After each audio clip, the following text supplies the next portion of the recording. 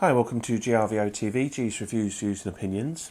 I am doing my initial review and thoughts on my new heli, which was actually a second-hand heli, but it's new to me obviously, and it's the TREX 550E, and it's got the 600 DFC head on it. I'm running it with the Micro Beast X flybarless system and stock motor, servos and Talon 90 speed controller. Now I know this has been superseded now by the Dominator. It doesn't take away from the fact that this is a great helicopter and a really nice size. It's sort of it's big enough to have good presence and be a nice size heli, but it's not so big that it becomes overwhelming, you know, having to have two batteries, things like that. This still runs on just one 6-cell pack, and out of a 5,000 milliamp 6-cell pack I get two sort of 6-7 minute flights, so I get, you know, a good flight time out of that pack as well. My flying is sort of sport flying and moving towards a little bit of 3D. I've started to fly inverted now and I'm practicing that, but I'm okay at sport flying. And that's what I've sort of set this up for. I've got 13 degrees of pitch, pos and neg on the blades, and that seems to work quite well. The motor and Talon 90 combination works really well together, and I have that set up in governor mode, running at about 1900 RPM in normal and about 2150, 2200 in idle ups, and that works really well. And that's not overloading the motor, that's running at about 84% of its maximum, so the motor's sort of not being fully utilised, and it would, if I wanted to set it up a lot more powerfully, more pitch and a lot more aggressively, should we say, then I could do that. So I'll just pop the canopy off here. It's a fairly straightforward build. I didn't actually build this one, but I did pretty much take it apart and put it back together again to make sure everything was tight on it. It's fairly straightforward. You can see how it all goes together.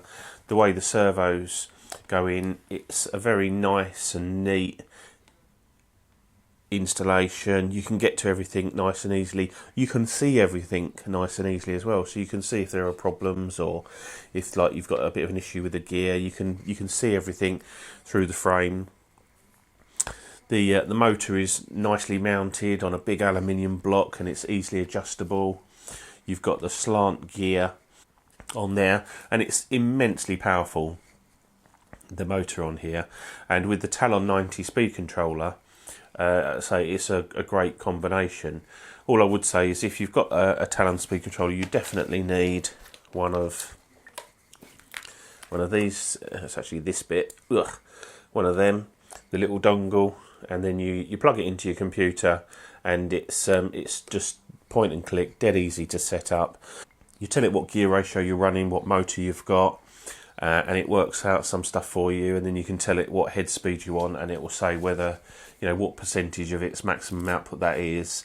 You know, it's a great system and it works flawlessly in my opinion. Now I've got the DFC head on this, so not an awful lot above the swash, just a couple of linkages, that's all. With that setup, it gives you massive range for pitch. I mean, when I was setting this up, I could have put 17 plus and minus 17, 18 degrees on this. And so I settled for 13 plus and minus, and that's fine for what I use. I might increase that as I get more confident with it, perhaps to 14. Everything's chunky on it. It looks like it's built to last. It looks like there's nothing, I can't see any weak points. Quite often you'll look at a frame and you think, ooh, there's a bit of a weak point there, but this looks pretty good. And it's just two big sides of carbon. I know that's a problem in a crash because you have to replace the whole side, but works quite well. Supported nicely on aluminium bearers. Works really good. The tail system, they've put the tail servo in sort of inside the body, which is a little bit on the awkward side, but they've done that to get the centre of gravity a little bit further forward, which is nice. The tail's really chunky, no problems at all on that. Chunky gears, Everything's really good quality, and no issues on the tail end either. So from a flying point of view, it's rock steady. It can be fast, it can be slow, it can be smooth.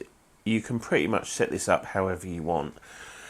I've flown all sorts of helis, nitro helis, electric helis. I've mostly been flying smaller helis recently. I've got the Blade 360 CFX, I've got the 180 CFX, and obviously I'll fly the little tiny ones, the MCPXs and things like that.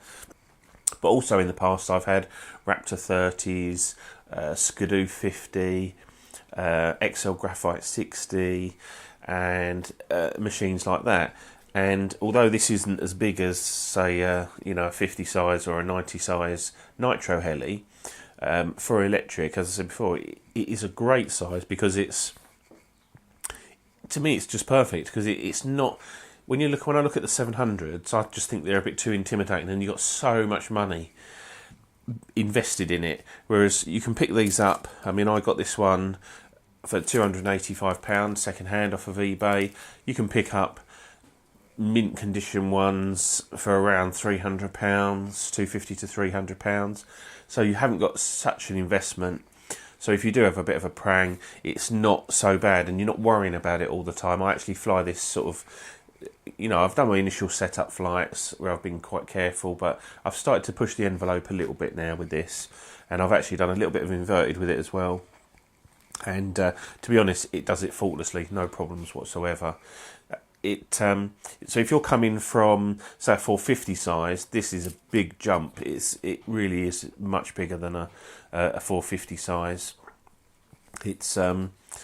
And if you're coming from the real smaller ones, it'll be a joy for you to fly. Don't be intimidated by it, because you get this up into the hover and it's just so stable and rock solid.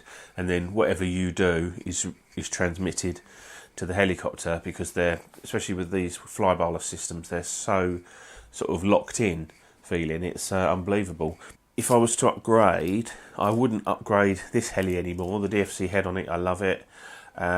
If I was going to go for another heli, I certainly wouldn't go bigger either. I've got no interest in having a 700. I would go for the 550 Dominator. That is definitely next on my list. When you get these high performance machines and you dumb them down a little bit, they become beautifully smooth to fly. And you don't have to be doing TikToks and all that all the time. Just normal for sport flying, these are fantastic. And if you can pick them up at a reasonable price second hand, then it's even better. And plus I'm investing in batteries, so I want to move to another heli that's going to have the same batteries as well, which the Dominator will do. So there you go. I've got absolutely, just trying to think of any negative points about this helicopter or my experience with it, and I'd have to say I've got no negative points that I can come up with about this heli. There's just not a single thing that I can think of that I think, I wish it had that, or I wish it did this, I wish it did that. Nothing at all, really. Yeah.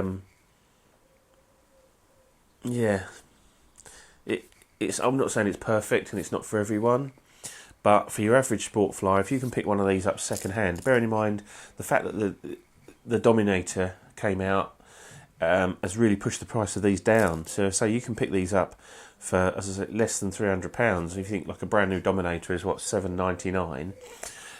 So there are some real bargains to be had out there. You just need to be careful and know what you're looking for when you're buying second hand, and never trust that it's going to be okay. I mean, this one I looked like it was a used one, obviously, but it was one that a guy was flying. It wasn't one that had been bought, was too much for them, crashed, didn't know how to set it up, and then sold it. This one was actually being flown. So, you do have to be careful, and you do have to take a bit of a chance. But if you can pick up a decent one second hand, then I don't think you can go wrong. Especially if you pay second hand money for it, you really can't go wrong for this. So I can't think of anything that I would want to change over this, other than that, we always want the next best thing, and definitely a Dominator is on my list. So anyway, that's my review and initial thoughts on the Align TREX 550E DFC. Anyway, this is GRVO TV, G's Reviews, Views and Opinions. I'll see you soon. Bye.